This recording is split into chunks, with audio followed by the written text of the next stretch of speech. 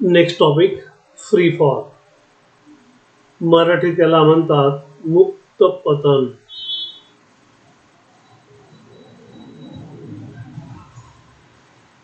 म्हणतात मुक्त पतन. टेक अ स्मॉल स्टोन, छोटा दगड घ्या. Hold it in your hand, तो तुमच्या हातामध्ये पकडा.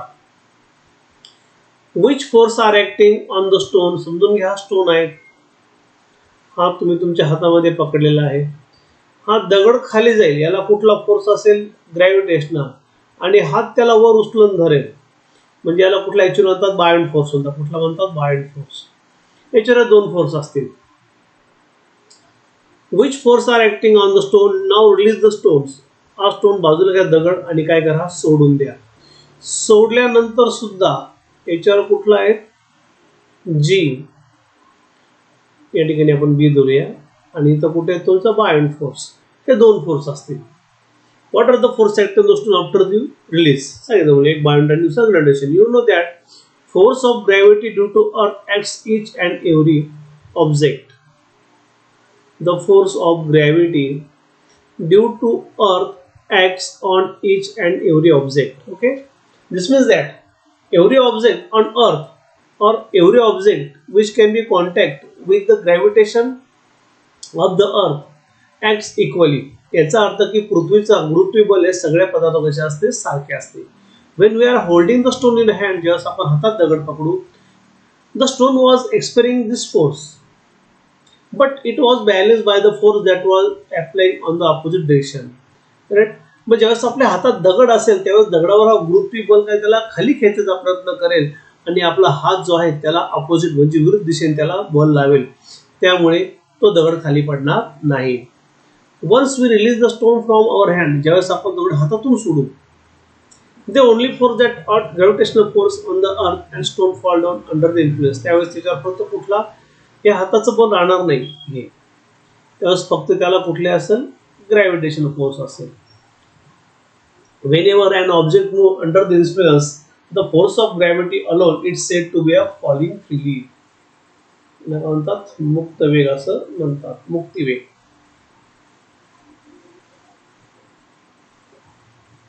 Of the force of gravity alone, it is said to be what? Falling freely. Thus, the released stone in the free fall, a free fall initial velocity of object is zero. ज्यावेळेस तुम्ही इथं दगड पकडून धराल त्यावेळेस याची initial velocity काय असेल, झिरो, आणि खाली जाताना ती काय जाईल, वाढत जाईल. आणि जसं आपण पृथ्वीकडे जाऊ, ग्रॅव्हिटेशनकडे जाऊ, तसं वेलोसिटी कशी होती, वाढत जाते. Zero and goes on increasing, या ठिकाणी बघा वाढत जाते. ड्यू टू ऍक्सेलरेशन म्हणजे त्वरणामुळे, due to gravity of earth, पृथ्वीच्या गुरुत्वबलात त्वरणामुळे त्याचा व्हेलॉसिटीचा वेग काय जातो, हा इन्क्रीज होत जातो. कसा जातो, इन्क्रीज.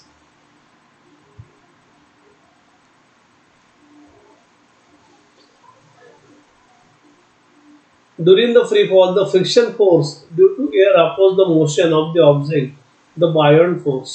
याला काय म्हणतात, buoyant force.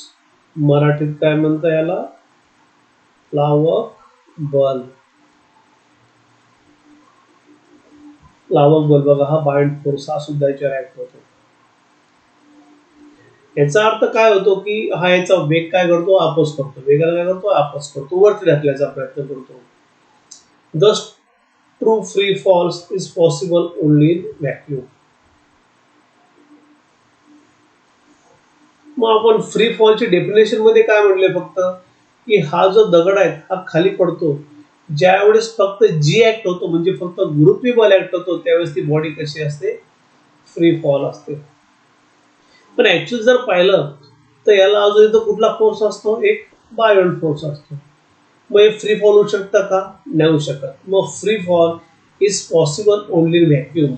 व्हॅक्यूम म्हणजे काय, ज्या ठिकाणी हवा काढून घेतलेली आहे त्या ठिकाणी हा बायंड फोर्स राहणार नाही. त्या ठिकाणी फक्त कुठलं बल राहील, तुमचं जीचं, त्याच वेळेस तुमचा फ्री फॉल होईल. म्हणजे व्हॅक्यूम म्हटलेला आहे. For freely falling object, the velocity on reaching the earth and time taken it for can be calculated by using equation of motion. Equation of motion चे. For free fall, the initial velocity u 0. तुम्हाला बोललो you काय असते 0, acceleration A equals to काय असतो जी, कारण काय असतो ऑलवेज हा आपण ग्रॅव्हिटी पकडतो. Thus we can write the equation. आता कसे असतं मग इक्वेशन कसे आले हे तीन. तुमचं फर्स्ट इक्वेशन काय आहे, V equals to U plus A T. पण ए टी बद्दल काय पकडलाय आपण, ए बद्दल ए इक्वल्स टू जी म्हटले बघा या ठिकाणी.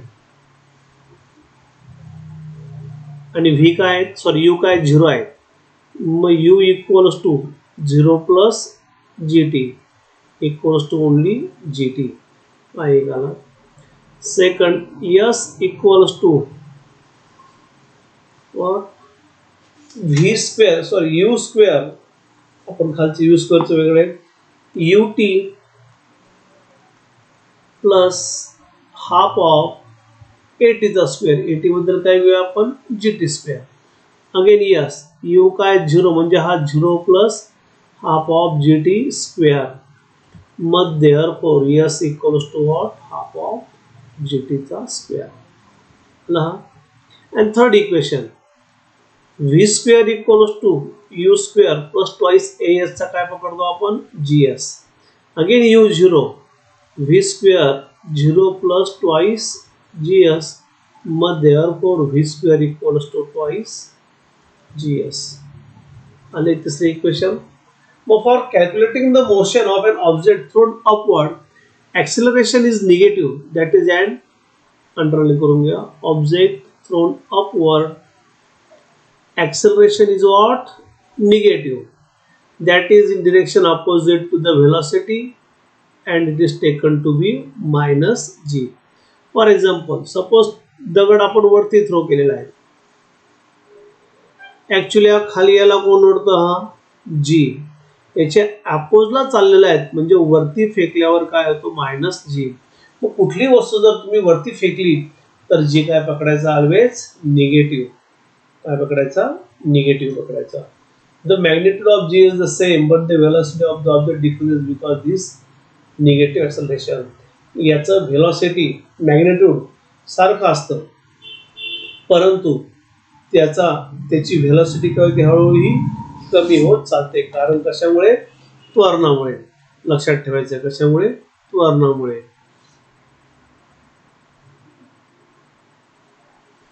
The moon and artificial satellite are moving only under the influence of gravitational field of Earth. Thus, they are free fall. मग कसे त्या ठिकाणी बघा की चंद्र आणि उपग्रह हे गुरुत्वाकर्षणामुळे गतिशील असतात, त्यामुळे ते मुक्त पतनाचे उदाहरण आहे. त्यांच्यावर कुठलाही हा दुसरा फोर्स नसतो. डू यू नो, ठीक आहे, चला आपण आता हे उदाहरण घेऊया. The value of G same for all object at a given place of earth. मला तर माहिती आहे. द एनी टू ऑब्जेक्ट, कुठले दोन ऑब्जेक्ट घ्या, irrespective to their masses or any other properties, when dropped from the same height falling freely will reach earth at same time. याचा अर्थ असं झालं, गॅलिलिओने काढला होता की कुठलेही दोन ऑब्जेक्ट घ्या, म्हणजे पदार्थ घ्या, ज्याचं आता जीचं मूल्य पृथ्वी कसं सगळीकडे सारखं आहे, ते जर वरतून तुम्ही सोडले तर ते कसे एकाच वेळी पृथ्वीवर पडतात, म्हणजे जमिनीवर पडतात. मग गॅलिलिओ काय म्हटलंय, Galileo is sed have perform an experiment around 1590, 1590 साली त्याने एक्सपेरिमेंट केला इटॅलिसिटी पिझ्झा टॉवर आहे. तो टॉवर कसा आहे, थोडा तिरपा आहे, या टाईपमध्ये टॉवर आहे, थोडा तो बांध आहे. ते आश्चर्य आहे जगातलं. He dropped two spheres different masses for leaning towers of Pisa, demonstrated that both spheres reached the ground at same time. त्याने दोन गोळे घेतले आणि एकाच वेळी खाली पडले, ते एकाच वेळी काय पृथ्वीवर जमिनीवर कसे पडले, खाली पडले. मग हे शक्य होईल का दुसऱ्या पदार्थात? नाही होणार शक्य. का होणार नाही बघा, when we drop feather and heavy stone, feather म्हणजे पीस, heavy stone म्हणजे दगड, हे जर उंचावर नेले आणि दोघे एकाच जर खाली सोडले तर पहिले काय पडेल, दगड पडेल, आणि नंतर काय पडेल, तुमचं फिदर म्हणजे पीस पडेल. दे डू नॉट रीच अर्थ ॲट द सेम टाइम. यांनी तिथं काय म्हटलंय की कुठले दोन पदार्थ घ्या, एकाच वेळी खाली पडतात. पण जर इथं फिदर, पीस आणि दगड जर घेतला तर दोघं खाली पडतं एका वेळेस नाही, पहिले दगड पडतोय नंतर पीस पडतोय. मग असं का, Y? Listen, The feather experiences the buoyant force and a frictional force due to air and therefore float and reaches ground slowly, lighter than the heavy stone. The buoyant and frictional force on the stone are much less than the weight of stone, does no affect speed and stone much. Recently, scientists performed this experiment in a vacuum and showed that the feather and stone indeed reached the earth at the same time. आता आपण याचं उदाहरण घेऊया. हे जे ओळ आहेत समजून घ्या. आता हे दगड आहेत तुमचा आणि हे फिदर म्हणजे पीस आहेत. हे जर खाली एकाच वेळेस सोडले तर याच्यावर कुठला फोर्स असतो व्हॅक्यूम मध्ये नसल्यावर? बायोन फोर्स. आणि कुठला असतो अजून? फ्रिक्शन. हवेमुळे होतो. काय होतो? Frictional force. आणि खाली काय वाटतं याला जी. पण याचं वजन एवढं असतं ह्या दगडाचं, हेवी स्टोनचं, की या बायोन फोर्स आणि फ्रिक्शन फोर्स त्याच्यावर काही परिणाम करत नाही आणि तो जोरात खाली येतो.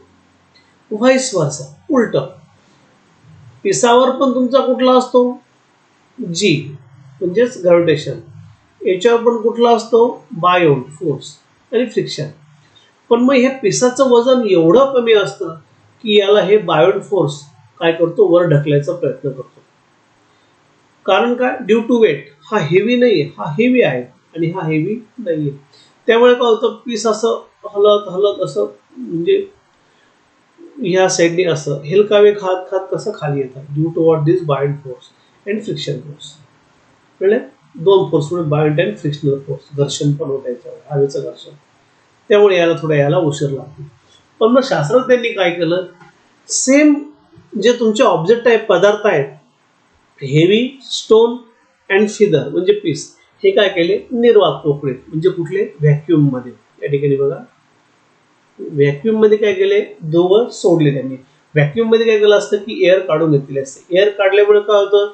तुमचा फ्रिक्शन फोर्स राहतो का? नाही राहत. बायोंट फोर्स राहतो का? नाही राहत. फक्त कुठला फोर्स राहतो तुमचा? Gravitational force. कुठला फोर्स राहतो? Gravitational force. देन मग त्या ठिकाणी त्यांनी असं ऑब्झर्वेशन केलं की हा हेवी स्टोन आणि हे फिदर पीस दोघं एकाच वेळी खाली पडले ऍट द सेम टाइम. कारण व्हॅक्यूम मध्ये हे दोघं पण नसतात. याचा अर्थ असा आहे की फ्री फॉल फक्त कुठे होतं? हे व्हॅक्यूम मध्ये. कुठे होतं? व्हॅक्यूम मध्ये. एक मिनिट.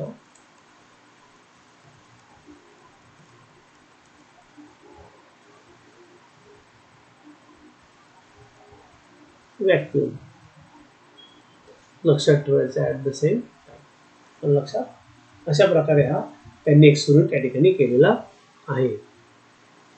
आता सॉल्ड एक्झाम्पल मी एक घेईन, दुसरं तुम्ही. सेम आहे, फक्त व्हॅल्यू चेंज आहे. करून पाहायचं घरीच. थोडंसं या ठिकाणी हा फॉर्म्युला आहे आणि इथं कुठला आहे? डिस्प्लेसमेंटचा आहे. An iron ball of a mass 3 kg is released from the height of 120 meter. हा आयर्न बॉल आहे म्हणजे लोखंडी गोळा आहे. याचं मास किती आहे? 3 kg. आणि हा खाली फेकलाय ग्राउंडवर.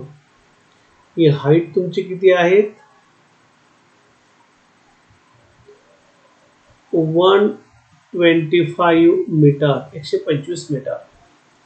And falls freely to the ground.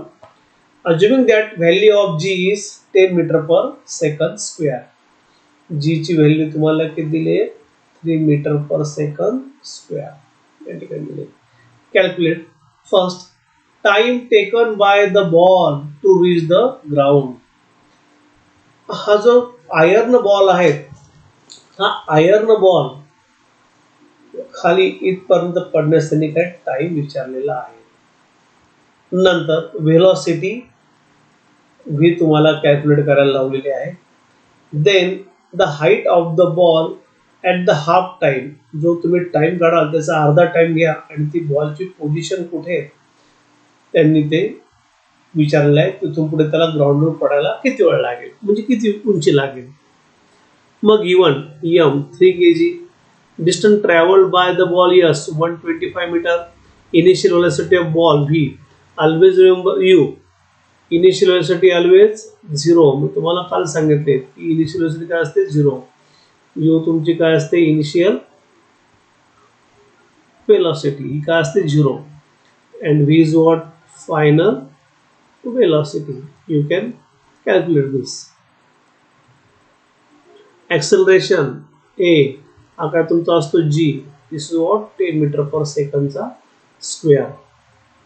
आता पहिले त्यांनी काय विचारलं तुम्हाला टाइम टेकन टू रीच. आता या ठिकाणी काय दिलं तुम्हाला डिस्टन्स दिले त्याच्यामुळे कुठला फॉर्म्युला वापरायचा हा formula distance S height ut plus half of at चा स्क्वेअर. पण काय करूया कॅल्क्युलेशन खाली काढून घेऊ इथेच.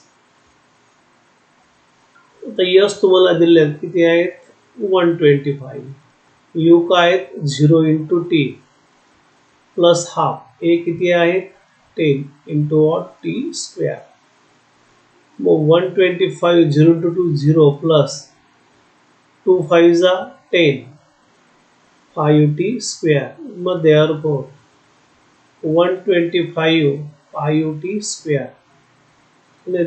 मग therefore 120 by 5 equals to t square.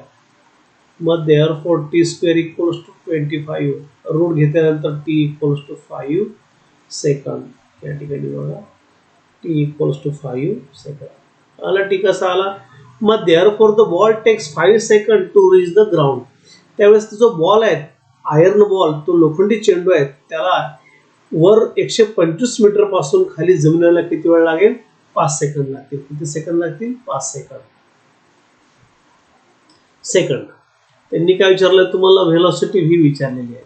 You can find velocity according to Newton first equation of final velocity V equals U plus A T. V equals to what is U 0. The value of A is 10.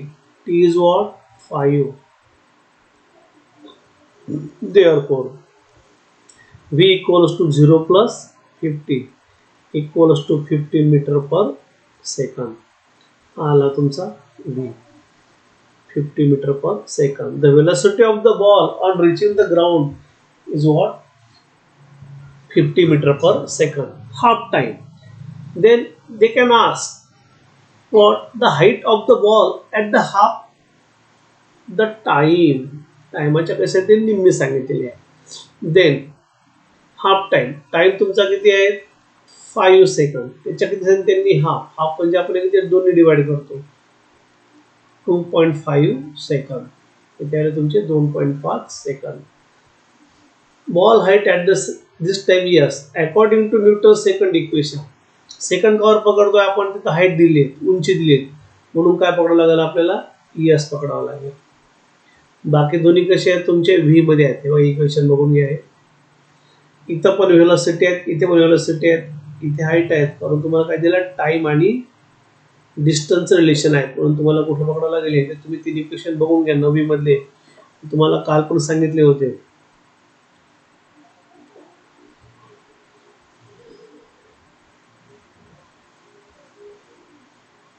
Yes equals to ut plus half of A T चा square.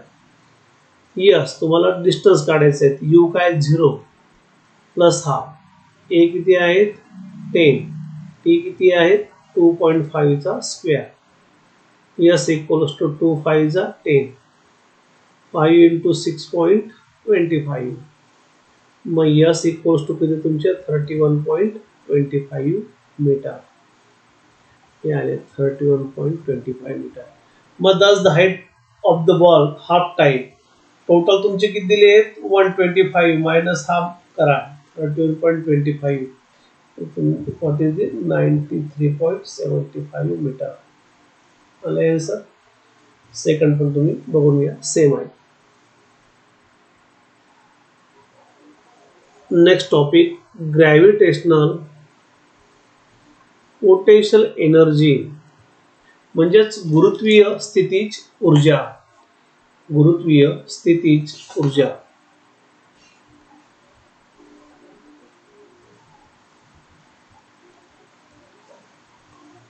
स्थितीज potential म्हणजे स्थितीज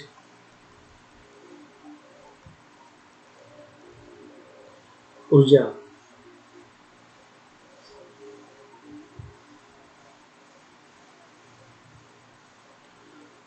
we have studied potential energy, potential म्हणजे स्थितीज ऊर्जा, in last standard. समजून घ्या stone आहे, एका ठिकाणी थांबलाय, त्याच्यामध्ये कुठली ऊर्जा असते मग तुमची पोटेन्शियल एनर्जी. हा जर पुढे जायला लागला तर कुठली असते, कायनेटिक एनर्जी. आणि टोटल एनर्जी म्हणजेच काय असतं तुमच्या, पी प्लस के. तसं तुमचं काय ते पी आहेत. The energy stored in an object because of its position of state is called as potential energy. Underline, the energy stored in an object because of its position or state is called as potential energy. This energy relative and increase as we go greater height of surface of the earth. This energy relative and increase as we go greater height from the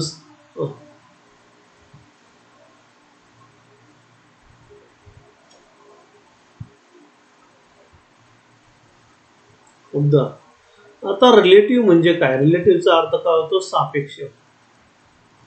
ही कशी आहे, सापेक्ष आहे. आणि पृष्ठभागापासून तुम्ही जेवढं उंची वाढतात तशी ती गती वाढत जाते, इन्क्रीज म्हटले बघा. We had assumed that potential energy of an object of the mass m at height h from the ground is mgh. याचं उदाहरण घेऊ आपण आता, छानसं एकदम. अर्थ पदार्थ तुमचा या ठिकाणी आहे, ही काय झाली, त्याची ग्राउंड पासून ही ह्या हाईटवर आहे. पदार्थाचं मास आहे ती एम, त्याला कुठे ओढलं जातं, खाली पृथ्वीकडे, मग M G H. This is what your mgh. But a large value of H, पण जसं आपण वर जाऊ तसं जी कसा होतो, कमी होतो.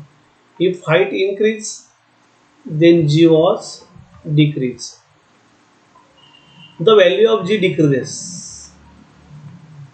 large value of h with increase in h, with increase in h. For an object at infinite distance from the earth, the value of g is 0. समजून घ्या, या अर्थ पासून तुमचा हा जो ऑब्जेक्ट आहे हा खूप लांब आहे, मग या ठिकाणी जी काय असतो तुमचा 0, ग्रॅव्हिटेशन 0 होत जातं. Thus the value of g is 0 and earth gravitational force does not act on the object. So it is more appropriate to assume the value of potential energy is to be 0 there. मग काय करायचं, ठिकाणी कायम तुम्ही जीची value पकडायची, 0 पकडायची. Thus for smaller distance, height and potential energy is less than 0. जर तुमचं अंतर कमी असेल तर potential energy is less than what, 0. त्याच्या पलीकडे जर तुम्ही गेला, समजून घ्या, याच्या पलीकडे जर तुम्ही गेला तर ती काय पकडायची, निगेटिव्ह. सॉरी, स्मॉलर डिस्टन्सला, कमीला काय पकडायची, ऑलवेज निगेटिव्ह.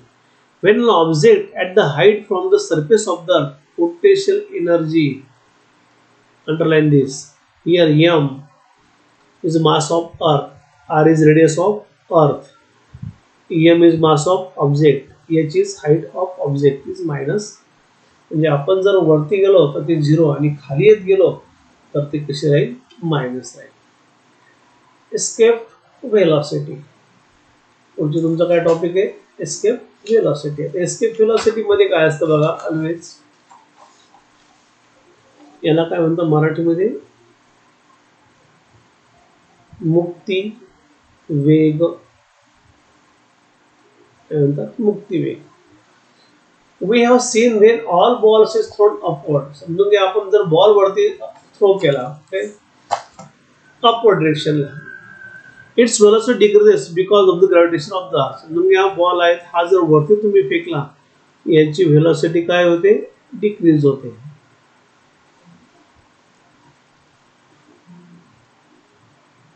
डिक्रीज का बरं होते, याला ग्रॅव्हिटीने खाली ओढलं जातं, म्हणून जी व्हेलॉसिटी काय होते, डिक्रीज होऊन जाते. Underline, a ball is thrown upward, its velocity decreases because the gravitation of the earth. The velocity becomes 0 after reaching a certain height. समजा हा इथे गेला वरती फेकल्यानंतर, या ठिकाणी हा जर चेंडू गेला, तो व्हेलॉसिटी कधी डिक्रीज होता होता काय होऊन जाते, 0 होऊन जाते. And after that stone will start falling down. तो जो दगड आहे तो काय होतो, खाली पृथ्वीकडे लागतो, त्या जमिनीवर पडायला लागतो. It's maximum height, underline this word, depends on initial velocity. तुम्ही किती जोर लावून तो वरती फेकताय, तुमची इनिशियल व्हेलॉसिटी किती जास्त आहे त्याच्यावर तो दगड किती उंच येईल ठरतं. तुम्ही जर खूप जोरात ताकद लावली, इनिशियल व्हेलॉसिटी खूप तुमची ग्रेटर असेल तर दगड खूप उंच जाईल. आणि जर तुमची इनिशियल व्हेलॉसिटी खूप कमी असेल तर दगड एक हाईट पर्यंत जाईल, थोडा अंतर जाईल आणि खाली पडेल. मग याच्यामध्ये काय म्हटले, according to Newton's third law of motion, v square equals to what, u square twice a s. v is what, initial velocity, sorry, final velocity, and u is what, initial velocity, the final velocity. आता इथं जर पाहिलं, ही तुमची सुरुवातीची आणि ही इथं काय झाली, फायनल. फायनल काय, मग 0, कारण इथं थांबतो तो, म्हणजे फायनल काय झाली, 0. मग v u square plus twice, दिशा अपोजिट आहेत म्हणून काय पकडतो, मायनस जी पकडतो. इथे एक मायनस जी आणि यस. मग therefore u square, sorry,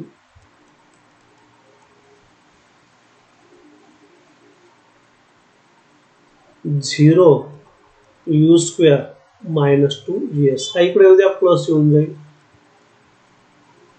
2gs equals to u square. मग एस ची व्हॅल्यू तुम्हाला पाहिजे,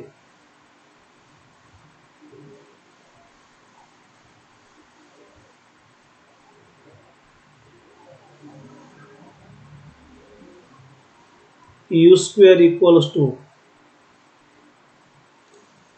S equals to u square minus 2g, maximum height. आणि तुमची u square equals to what, twice जी.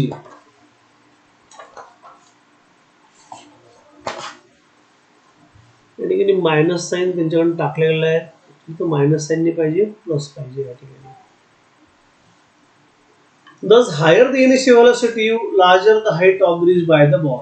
तुमची सुरुवातीची व्हेलॉसिटी जेवढी जास्त तेवढी हाईट बॉलची उंच जाईल. The reason for this is that higher the initial velocity, the ball will oppose the gravity of the earth more than larger will be the height of which it can be reached. जेवढी जास्त velocity सुरुवातीला द्या तेवढं ते उंच जाईल. समजून घ्या, तुमचं रॉकेट बघा, रॉकेट तुम्ही प्रक्षेपण पाहिला असेल, खूप जाळ निघतो, इतका जाळ जबरदस्त असतो, इतकी व्हेलॉसिटी जबरदस्त असते, इतका जोरात बाहेर फेकलं जातं की डायरेक्ट ते पृथ्वीच्या वातावरणाच्या बाहेर फेकलं जातं. We have seen above that the value of g keeps decreasing as we go higher above the surface. आपण जसं वर जाऊ तसं g ची व्हॅल्यू कशी होते, कमी होत चालते. Thus the force pulling the ball downward decreased by the ball goes up.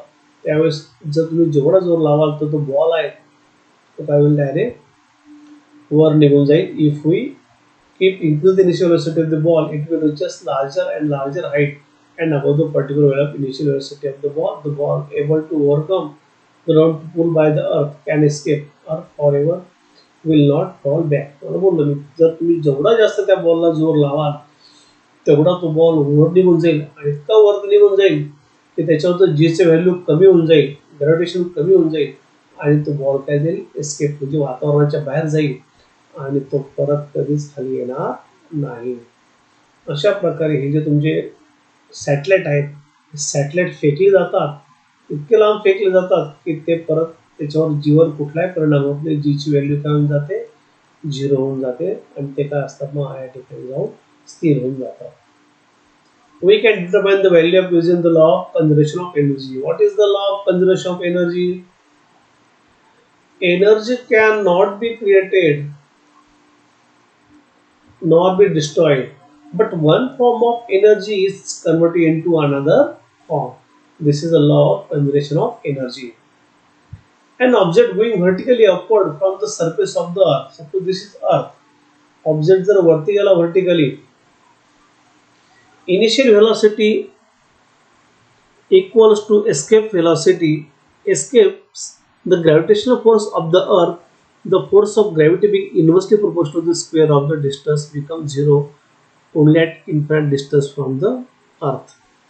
लक्षात ठेवायचे, underline this, inversely proportional to the square of distance becomes zero only at infinite distance from the earth. This means that, याचा अर्थ असा होतो की ते object to be free from the gravity of the earth, तो इतका जोरात जातो की ह्या ग्रॅव्हिटी पासून तो काय होतो, फ्री होतो, गुरुत्वाकर्षणापासून. It has reach infinite distance from the earth, आणि तो पृथ्वीच्या अनंत अंतरात जातो. That object will come rest at in infinite distance, आणि त्या ठिकाणी जाऊन तो काय होतो, स्थिर होतो, अनंत अंतरात जाऊन विल स्टे देअर. आता object of mass M, infinite अंतर गेल्यानंतर, पहिल्या तुमचं हे गोष्टी लक्षात ठेवायचे. अच्छा, कायनेटिक एनर्जी, गतिज ऊर्जा, half of M B square, या एस सीचा अर्थ असा होतो तुमचा एस्केप असते velocity. Potential energy minus G M M by R, वर चाललेला आहे. टोटल एनर्जी काय असेल तुमची E1 ही प्लस ई, म्हणजेच 1/2 m B square minus G M M by r. Infinite डिस्टन्सवर लांब गेल्यानंतर काय होईल, कायनेटिक एनर्जी असेल का काय, झिरो. पोटेन्शियल एनर्जी पण काय असेल, झिरो. मग टोटल एनर्जी पण काय असेल, झिरो प्लस झिरो काय आली, ही पण झिरो आली, सगळे झिरो येतात इन्फायनाइट डिस्टन्सवर. मग from the principle of conservation of energy, E1 equals to E2. तुमचा E1 काय दिले आहेत बघा या ठिकाणी, half m B square minus G M M by r, या ठिकाणी आला बघा तो. ठीक आहे, E1 ही व्हॅल्यू, E2 ची व्हॅल्यू काय, झिरो आहे. इथं काय म्हटलं यांनी, E1 equals to E2. E1 काय, half m B square minus G M M by r, आणि E2 काय, झिरो. हा तिकडे जाऊ द्या, हाफ एम बी स्क्वेअर मायनसचा काय झाला, plus g M M by r, v square भागिलेचा गुणिले 2gmm, आणि या गुणिलेचा काय झाला, भागिले आर. एम एम काय झाला, cut. V square equals to 2gm by R. जर तुम्ही याचा रूट घेतला, under root of 2gm by R. आता हे जे आहेत R by M G equals to 2, याच्याबद्दल काय येतो तुमचा, जी येतो, जी आर. ते आपण माझ्या कॅल्क्युलेशन मध्ये पाहिलेलं आहे. त्याचं कॅल्क्युलेशन काय, 11.2 kilometre. Thus the spacecraft which are sent to the moon or other planet have to, in their initial velocity larger than escape velocity, so that they overcomes Earth's attraction can travel this object. पुढचा problem आहे, तुम्ही हा बघून घ्या.